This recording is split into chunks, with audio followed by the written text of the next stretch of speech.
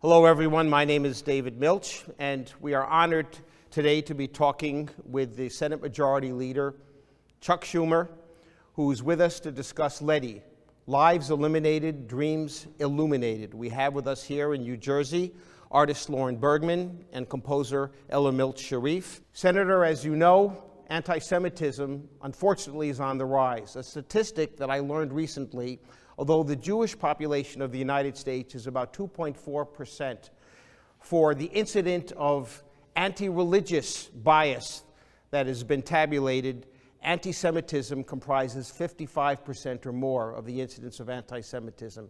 This is utterly unacceptable. We have to do something to combat this. And you've played a leadership role, Senator, in recognizing this scourge and speaking out forcefully in your capacity as the Senate Majority Leader. I just want to start out by praising this exhibit, Lives Eliminated, Dreams Illuminated, which makes so vividly real the incalculable loss of the Holocaust. It's one thing to count the number of Jews and others murdered by the Nazis. It's another thing to entirely contemplate the beautiful lives they might have lived had they survived.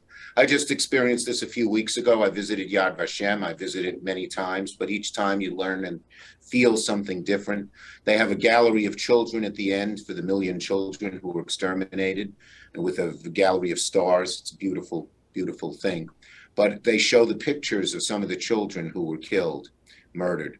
And one of them, they flashed by a picture. It said her name was Frances, and she was 5 years old, and she looked exactly like my sister. So that just hit home. And that's why what you're doing is so, so important.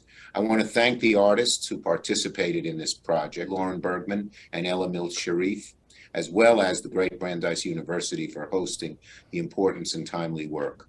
So as anti-Semitism, as you mentioned, rises in America and around the world, that means we have to redouble our efforts to raise awareness about what can happen when hatred and bigotry go unanswered and unchecked.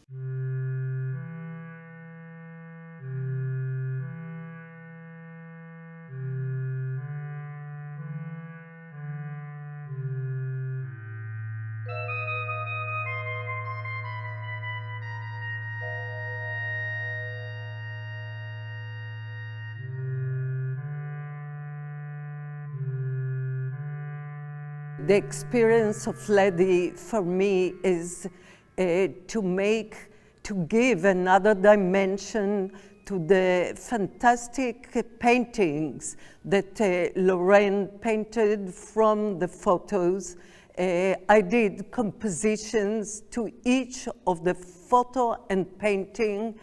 It's not background music, it's a special, very short composition that gives another interpretation of this phenomenon, and this is called LEDI.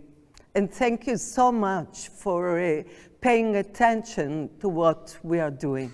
Firstly, I want to express my profound gratitude, Senator Schumer, for all you do to uphold morality, decency, and our very democracy. So profound thanks. It was the 2017 march in Charlottesville that just shocked me to my core, that in the United States we were witnessing neo-Nazis and white supremacists openly marching through the streets. I did not think that was something I would ever see, and I needed to do something to show what happens if hatred is allowed to run loose in a society. Absolutely. Senator, what do you think? The message of LEDI, of course, is that intolerance, hate is unacceptable, and that art can give us a way of viewing it that perhaps just mere statistics don't do the job. How, for example, in New York City, in New York State, in the United States and beyond, can we use the lessons of LEDI and change people's minds, reach people's hearts? Yeah, well, look, our schools in New York and across the country, I helped push legislation that said the Holocaust must be taught in the schools. And they must play a role in teaching students about the Holocaust and other instances of genocide. Kids have to know this. They don't know it unless they're taught it, especially if they come from, homes that did not have relatives who experienced the Holocaust. I did. My grandfather was a famous rabbi. He had 18 children with one wife. He died. He had passed away, but when the Nazis rolled into a town called Chortkov in Western Ukraine, now in Western Ukraine, they told my great-grandmother, the Rebbitzin, the wife of the rabbi, gather her entire family on the porch as they made all the Jews gather in the town square. She gathered 33 people on the porch. The Nazis, from ages 85 to 3 months. The Nazis said, "You're coming with us." She said, "We're not moving," and they machine gunned every one of them down. I tell that story to lots of people throughout New York, particularly non-Jewish people, so they know it's real. So they know I even knew of an instance, horrible instance in my family where this was. And we have to tell these stories, and we have to tell them graphically. Sometimes it's not a history book, but it's a piece of music. It's a painting, like the picture I saw of the girl who reminded me of my sister. So looking at this in every different aspect, different people are affected in different ways, and we have to try to affect everybody in a variety of ways and hope that a few of them really stick to their hearts and their minds and they really pay attention. So I think the arts can be very, very important here. Some people learn by art. Some people learn by book reading and other things, but that's what we have to do.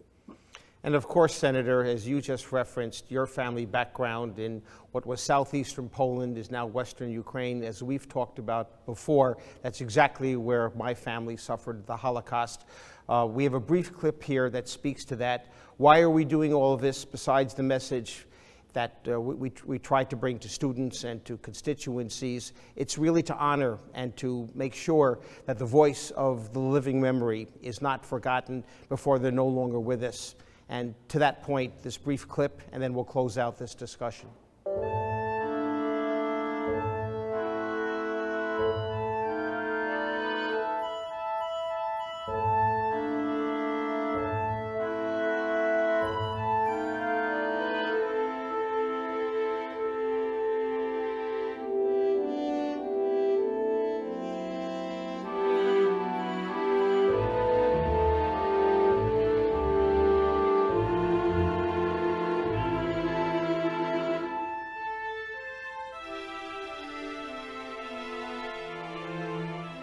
And this is a portrait of my family, and of my mother's family in particular.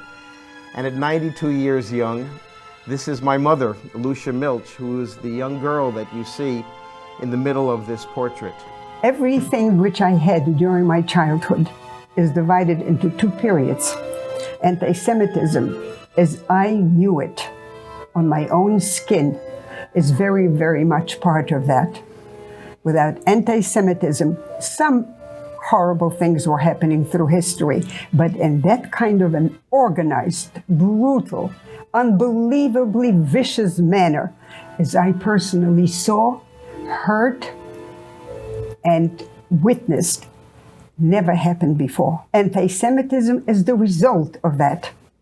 It's impossible to sit in this very comfortable, beautiful, well-appointed, warm, clean apartment and to think that overnight, like that, things can turn to such viciousness.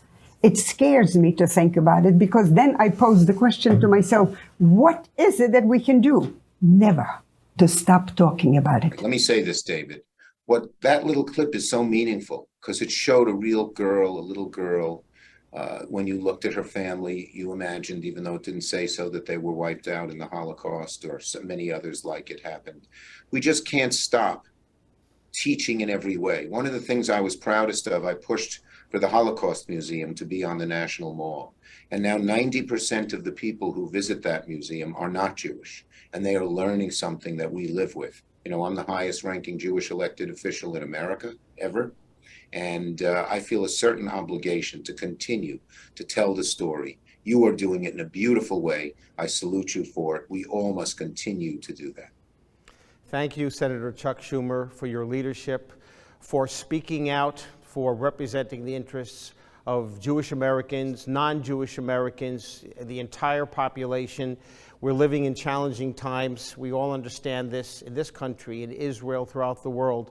And we need to link arms. The artists, the politicians, the business leaders, all of us ultimately as human beings need to link arms and push back against what otherwise we know happens in this world.